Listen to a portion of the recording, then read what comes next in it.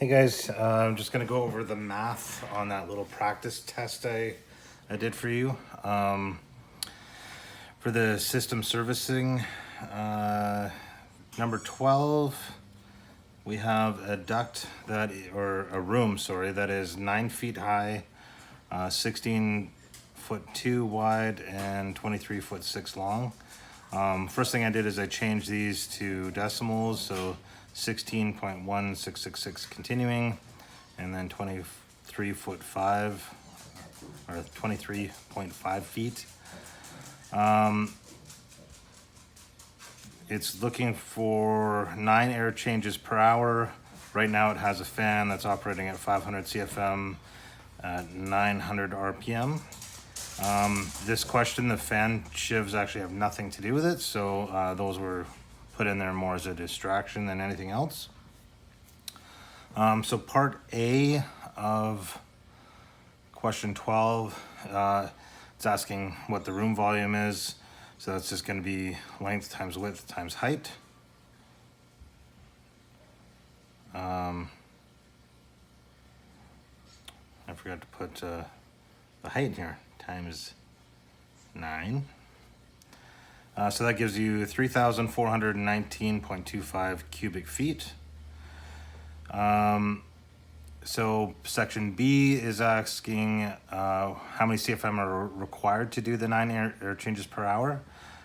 So that's going to be volume times 9 air changes per hour, and then divided by 60 because we're looking for cubic feet per minute.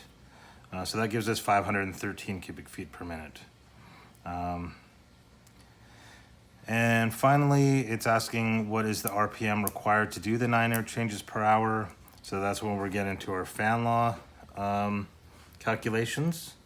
So always on the fan law calculations, the bottom numbers are the old numbers, the top numbers are the new numbers. So we had 500 CFM originally at 900 RPM. Now our new CFM is 513, and we're looking for what our new RPM is. So these are pretty simple. If you just go 513 divided by 500 times 900 gives us the new RPM. So that's 923 RPM. Moving on to question 13. This one here, we have a fan that's producing 8,500 CFM at 1 inch of water gauge or water column. It has a brake horsepower of 3.8 and 750 rotations per minute. And it's looking for a new CFM of 7,300.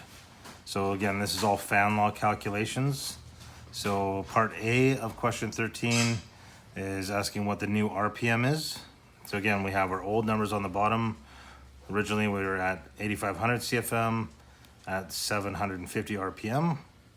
We're looking for 7,300 CFM now to give us the new RPM. So it's just 7,300 divided by 8,500 times 750 will give us the new RPM, which is 644. Part B, it's asking what the new brake horsepower would be. So those RPMs are going to directly relate to the brake horsepower.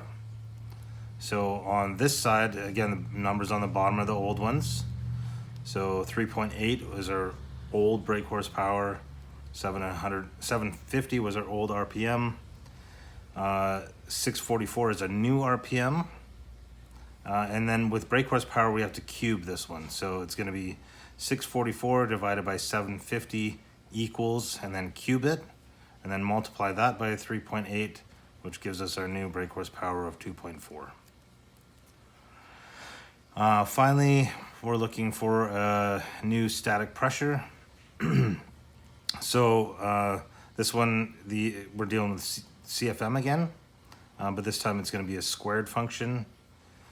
So this one, 7,300 was our new CFM, 8,500 was our old one. Old inches of water gauge or water column was 1.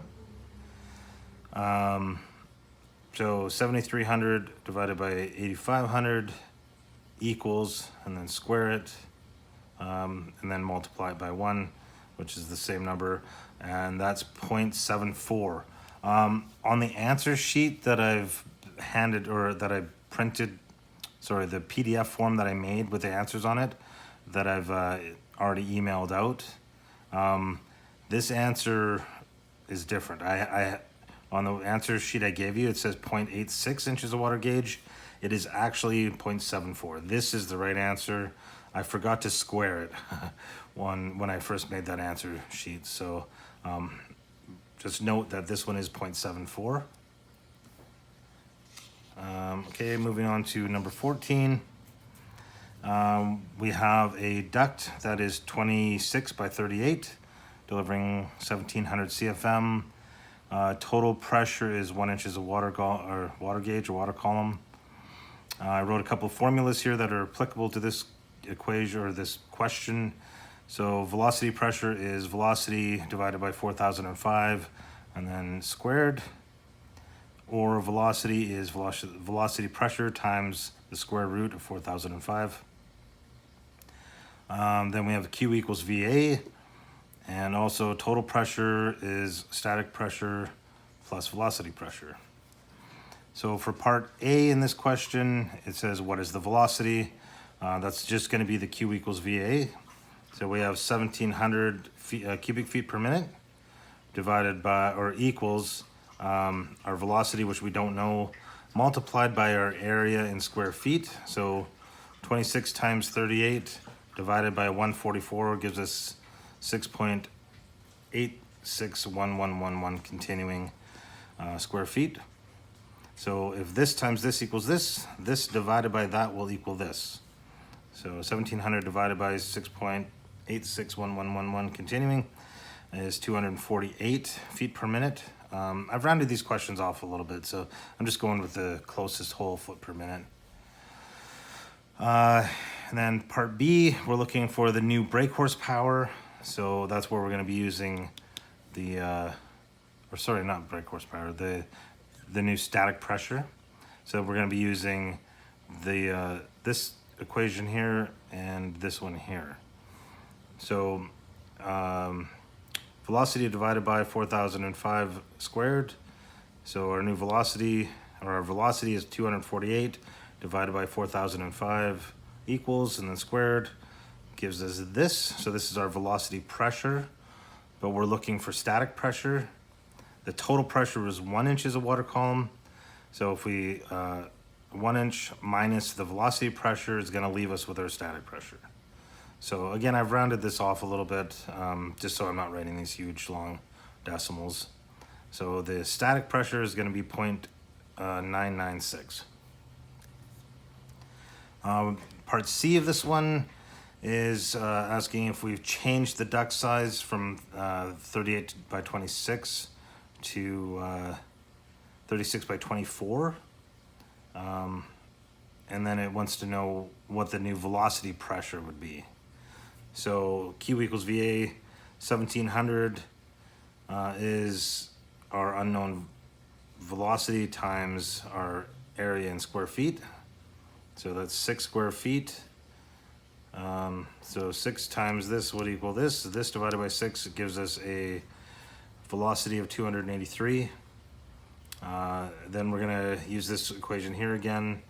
283 divided by 4005 squared gives us a velocity pressure of 0.05 or 0.005 inches of water gauge. This again is a review. Hopefully this rings some bells for you. But yeah, if you have any questions, again, call or email. I'm always here. All right, thanks.